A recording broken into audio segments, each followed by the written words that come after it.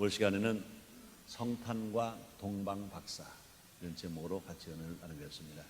한번 따라 하시겠습니다. 성탄과 동방박사. 네, 드디어 내일이면 새천년으로서 첫 번째 성탄절, 또 20세기 마지막 성탄절입니다. 성탄은 소수의 사람들을 제외하면 지구상의 모두가 다 기뻐하고 즐거워하는 날입니다. 그런데 안타까운 것은 아기 예수를 위하여 아기 예수 때문에 성탄절을 축하하고 즐거워하는 사람이 많지 않다는 것입니다. 예수를 안 믿는 사람은 두말할 것 없고, 예수를 믿고 교회 안에서 신앙생활하는 사람들마저도 성탄의 진정한 의미를 모르고 그 기뻐하고 즐거워하는 그 진정한 의미를 모르고 하고 있다는 것입니다. 성탄절은 그 누구의 생일이 아니라 바로 하나님 아들 되시는 예수님,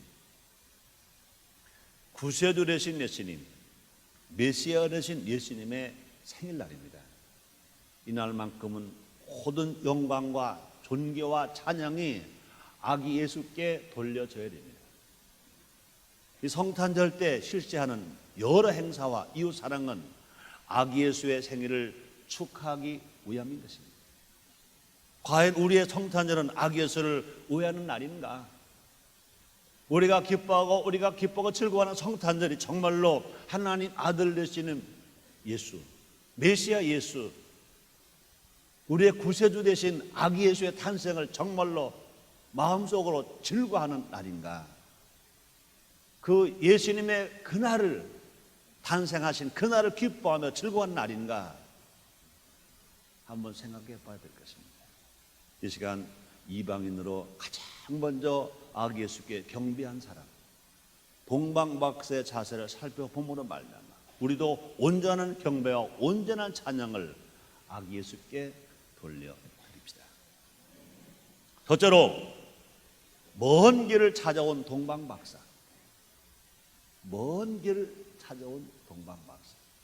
이 감사하게도 우리 순복음인천교회도요, 먼 데서부터 우리 교회를 찾아오는 성도들 많이 계세요. 연안부두에서, 월미도에서, 계산동에서, 또 부계동에서, 인천만이 아닙니다. 여태명 장로님은 저 일산에서, 그뿐이 아닙니다. 민병우 장로님은 저 대전에서, 한국방송공사 대전 지부장으로 갔었어요. 그럼에도 불구하고 매주마다 민병우 장로님은 아침 일찍 출발해서 주일날 예배를 드리고 또 봉사하는 모습을 보면서 얼마나 감사합니다. 동방박사들은요, 목숨을 걸고 아기 예수를 찾아왔습니다. 성경이 말합니다. 마태복음 2장 1절입니다. 헤롯 왕 때 예수께서 유대 베들레헴에 나심에 동방으로부터 박사들이 예루살렘에 이르러 말하되, 이렇게 말했습니다. 동방으로부터 박사들이 예루살렘을 찾아와요. 왜 찾아왔습니까? 아기 예수를 만나러. 사랑하는 성도입니다. 교회는 예수님의 몸인 것입니다. 여러분들이 주일 성수하러 교회에 온 것은 아기 예수, 우리의 구세주 예수, 메시아 예수님을 만나러 온 것으로 믿으시기를 주님으로 축원합니다. 그런데 학자들에 따르면 여기서 동방이란 어디를 말하냐? 바벨론 지역을 말한다, 이렇게 말하고 있습니다. 그들은요, 여러 가지 위험이 있었습니다. 강도의 위험, 질병의 위험, 사막의 위험, 강의 위험, 짐승의 위험을 무릅쓰고 예수를 찾아왔습니다. 먼 길을 찾아서 아기 예수를 만나러 동방 박사들이 왔다, 그 말인 것입니다. 예수를 만나야 한다는 유일한 목적을 가지고 멀고 먼 길을 나서는 것입니다. 우리는 지금 어떤 마음으로 성탄을 맞이하고 있는가 생각해 봐야 할 것인 것입니다. 예수 한 분만으로 기뻐하고 눈물 흘렸던 첫사랑을 회복하는 성탄이 되어야 할 것입니다. 우리는 매년마다 성탄절을 맞이합니다. 기쁘다 구주가 오셨네, 고요한 밤 거룩한 밤 찬송을 부르면서 성탄절을 맞이합니다. 과연 정말 예수 믿을 때 첫사랑, 처음 은혜 받을 때 그 첫사랑, 그걸 회복하고 있는가? 정말로 감사하고 있는가? 기뻐하고 있는가? 즐거워하고 있는가? 예수 한 분만으로 만족하고 있는가? 우리는 생각해 봐야 할 것인 것입니다.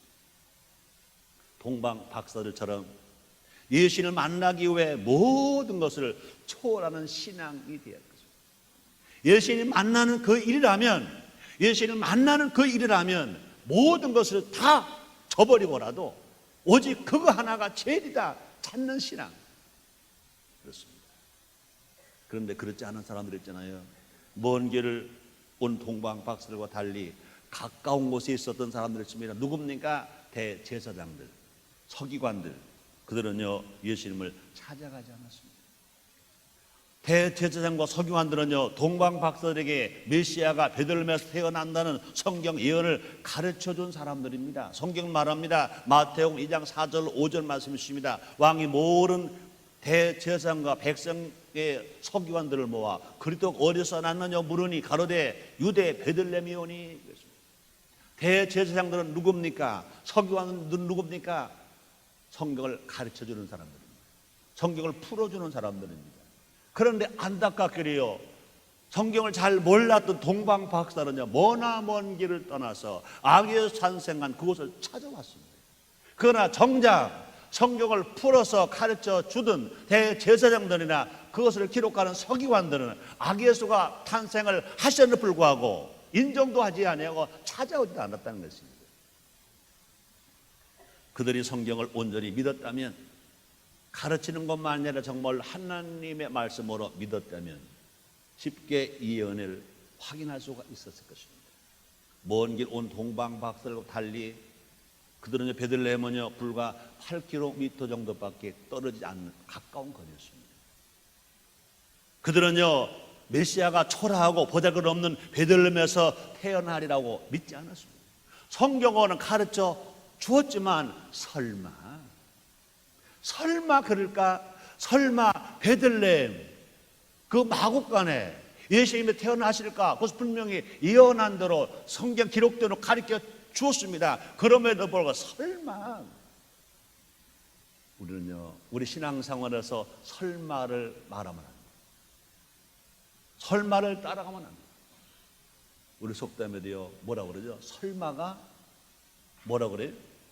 사람 잡는데. 설마가 인생 실패하는 소리 얼마나 많습니다. 하나님의 말씀은요 설마가 아닙니다. 하나님의 말씀은 듣는 거예요. 하나님의 말씀은 믿는 거예요. 하나님의 말씀은 실천하는 것입니다. 우리가 듣고 우리가 그대로 믿고 그대로 실천하면 하늘문이 열리고 은혜 문이 열리고 축복의 문이 열리고 하나님의 사랑을 받고 기적을 체험하면서 복되게 우리가 살아갈 수 있는 것 믿으시기를 주님으로 축원합니다. 그들은요 경험과 환경에 근거해서 말씀을 판단하는 잘못을 저지른 것입니다. 그 결과 예수님을 영접하지 않았을 뿐만 아니라 전국에는요 예수님을 십자가에 매다는 데 앞장섰습니다. 예수님을 십자가에 못 박혀 죽이는데 앞장서 버리고 말하고 있습니다. 우리에게는요 말씀보다 경험을 의지하고 환경을 바라보는 성향이 있다면 잘못된 것인 것입니다. 제일 중요한 것이 뭐냐? 환경이 아무리 좋아도 말씀을 믿는 것. 반대로 환경이 아무리 어려워도 말씀을 믿는 것인 것입니다. 어떤 유혹이 와도 말씀을 믿는 겁니다. 우리 눈에 아무것도 안 보이고 내 손에 아무것도 안 잡히고 내 앞길이 칠흑같이 어두워도 하나님의 말씀을 듣고 하나님의 말씀을 믿고 살 때 주님 말씀하십니다. 내 믿음대로 있잖아. 그런 기적, 그런 은혜 다 체험하시기를 주님으로 축원합니다.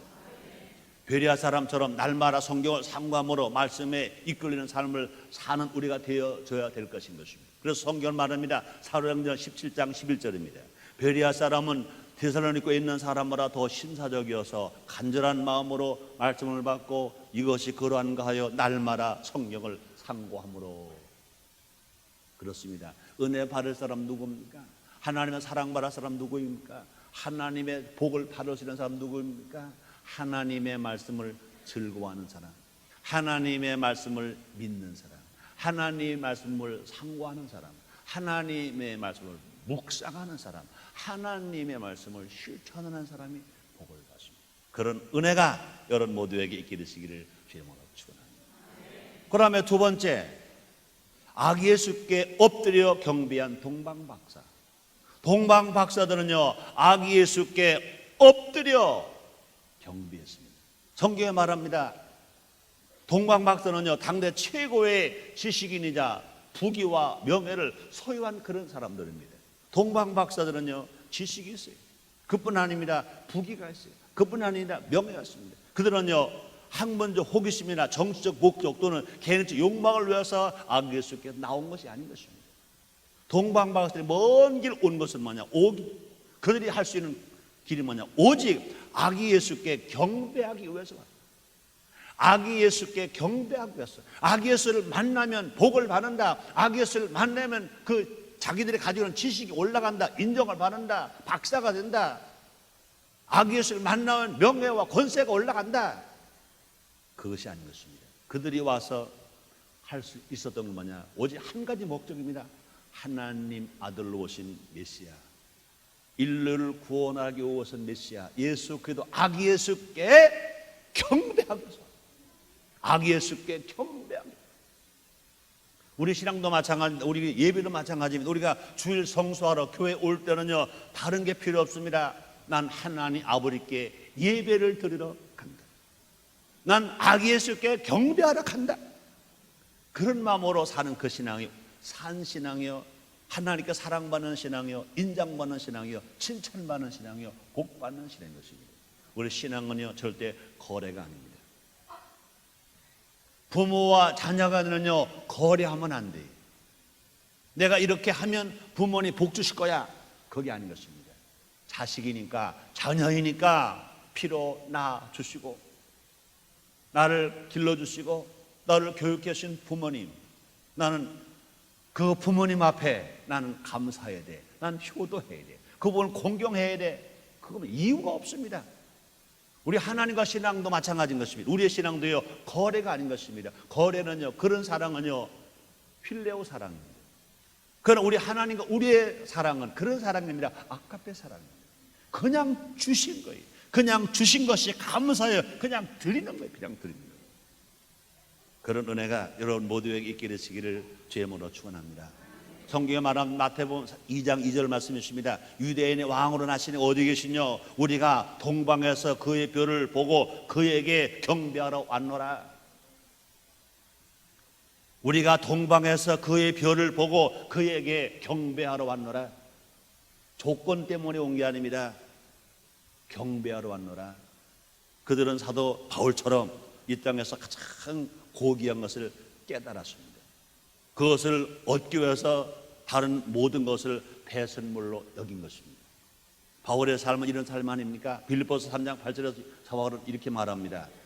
또한 모든 것을 해로 여기면 내 주 그리스도 예수를 아는 지식이 가장 고상함을 인합니다.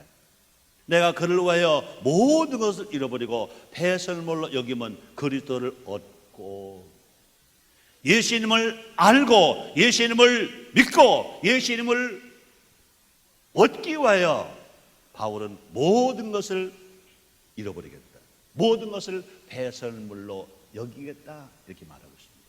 우리는 과연 어떤 목적으로 예수님께 나오는가? 과연 어떤 마음으로 우리가 성탄을 준비하고 있는가? 우리는 생각해 봐야 될 것인 것입니다. 크리스마스 한번 따라합시다. 크리스마스. 크리스마스 어떤 뜻입니까? 그리스도와 경배라는 말의 합성어인 것입니다. 그리스도, 메시아, 기름 부음 받은 자. 그 뒤에 뭡니까? 경배. 그러므로 그리스도 이런 말은 뭡니까? 크리스마스라는 말이 뭡니까? 그리스도께 경배한다. 예수님께 경배한다. 그 말이 크리스마스인 것입니다. 그래서 그러므로 성탄절은요, 놀고 즐기는 날이 아닌 것인 것입니다. 아기 예수께 경배드리는 날인 것입니다.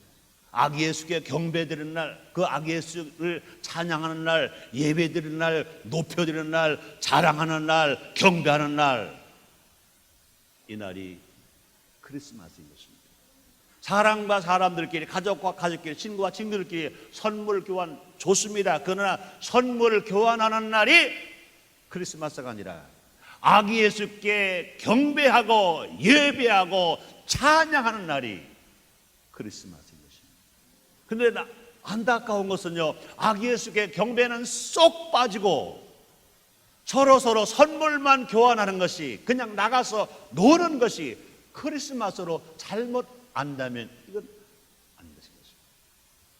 아기 예수께 먼저 경배하고, 아기 예수를 먼저 찬양하고, 아기 예수께 먼저 감사하고, 그 사랑을 받아서 이젠 가족들끼리, 이웃끼리, 형제끼리, 친구끼리 선물을 나누고 사랑을 나누고 교제하면서 살아가는 것입니다.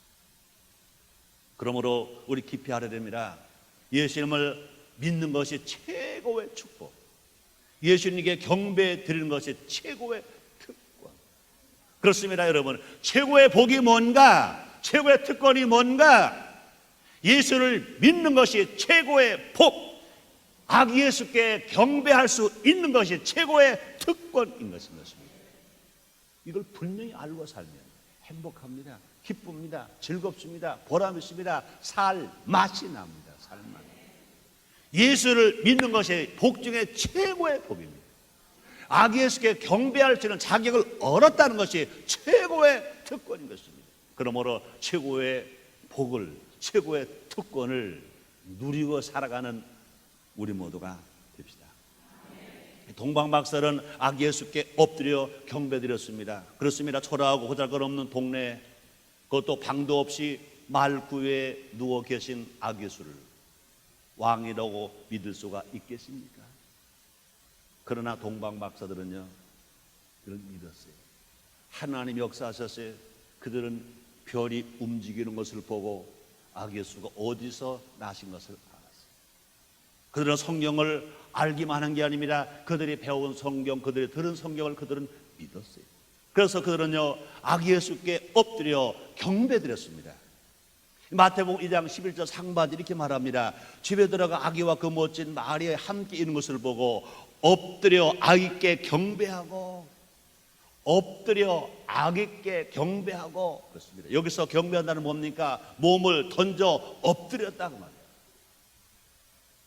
지식도 있는 사람이, 부귀도 있는 사람이, 명예도 있는 동방박사들이 아기 예수, 아주 어린 아기 예수, 핏덩어리 같은 아기 예수께 엎드려서 경배했습니다. 아주 절하면서 경배했습니다. 예배가 뭡니까? 경배하는 겁니다. 기도가 뭡니까? 엎드리는 겁니다. 겸손하게 엎드리는 것, 이게 진정한 경배요, 진정한 예배인 것입니다. 우리는, 여러분들은 지금 자리에 앉아 있습니다. 편안하게 앉아 계시다고요. 그러나 진정한 마음은, 여러분의 몸은 의자에 편안하게 앉아 계시지만 여러분의 마음은, 예배 드릴 때 마음의 자세는 뭡니까? 항상 엎드린 자세, 하나님 앞에 굴복한 자세, 겸손한 마음을 가지고 하나님만 높이는 예배, 그런 마음을 가지고 예배 드릴 때 그 예배가 주님 허병하신 예배, 응답하시는 기도가 되는 줄 믿습니다. 중요한 건 뭐냐? 예배는요, 예배 드리는 자세의 마음 중심이 뭐예요? 우리는 겸손해요. 그너 앞에 엎드리는 거예요. 예배는 엎드리는 거예요. 경배는 엎드리는 거예요. 동방박사는요, 아기 예수를 보고 엎드려 아기께 경배했다, 이렇게 말하고 있습니다. 그래서 그러므로 동방박사는요, 모든 지혜와 체면 그리고 자존심을 다 버렸습니다. 아기 예수 앞에 완전히 그들은 엎드렸어요. 이것이 바로 참된 예배입니다. 이것이 바로 참된 경배인 것입니다. 예수님 앞에 온전히 나를 드리는 것입니다. 내 마음을 드리고, 내 생각을 드리고, 내 몸을 몽땅 드리는 것, 이것입니다. 마치 세례요한이 고백처럼 내 고백이 될 때 예수를 온전히 경배하는 자세가 되고 온전한 경배가 된다는 것입니다. 그래서 요한복음 3장 30절에 본 세례요한이 말합니다. 그는 흥하야겠고 나는 서야 하리라. 예수님은 흥해야 되겠고 나는 서야 하리라. 예수님은 사셔야 되겠고 나는 죽어야 되겠다. 그는 흥해야 되겠고 나는 서야 하리라. 이런 자세가 누구의 자세냐? 동방박사 예수께 경배하는 자세. 이런 자세 어떤 자세냐? 하나님께 아기 예수께 온전히 경배하는 자세인 것입니다. 세 번째, 세 가지 예물을 드린 동방박사. 동방박사는요 빈손으로 오지 않았습니다. 먼 길을 찾아온 것으로 끝나지 않았습니다. 경배한 것도 끝나지 않았습니다. 동방박사는요 세 가지 예물을 드리고 갔습니다.